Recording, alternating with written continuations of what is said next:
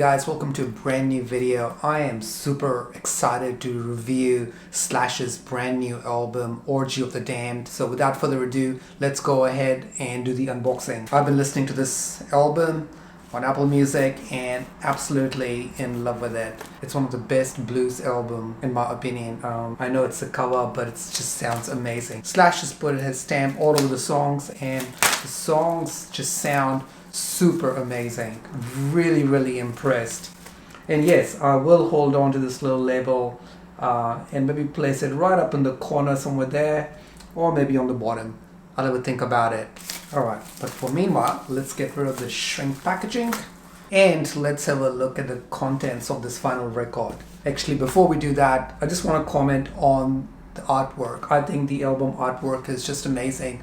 I'm a sucker for a good artwork, and this one definitely does the job. As a matter of fact, it kind of reminds me a little bit of Slash's Snake Pit album, Ain't Life Grand, which was the second album. Very similar looking artwork.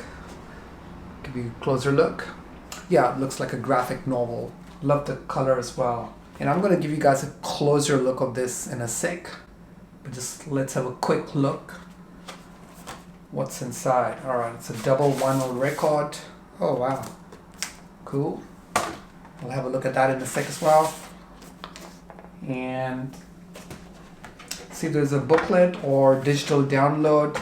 Nope, everything is here. Alright, let's go ahead and get a closer look.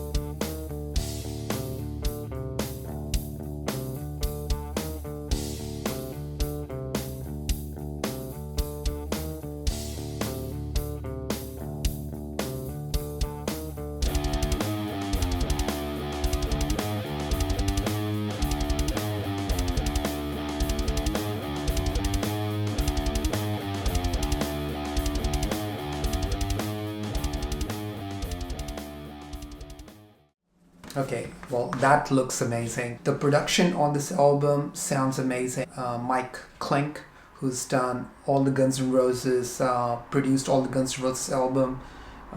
He produced this album as well. And this is the second album recorded at the Gibson studio, the new Gibson studio, if you're unaware of that. The other thing that I want to point out is that Slash actually played Fender Telecaster on I think one or two songs, and of course he used his Les Paul and the ES335 a lot on this particular album, and some acoustic work. The guitar work on this album is just superb. It's amazing. It's just, when you're listening to it, it almost sounds like a very good rock and roll album, a blues rock and roll album. Obviously it's a blues album. My favorite track on this album, I love all the tracks, but I gotta give it to Iggy Pop's track Awful Dream. His vocal delivery just sounds amazing. I mean, Slash has worked with Iggy Pop before on his solo album, and Iggy Pop did an amazing job, and once again he's come back and did an amazing job.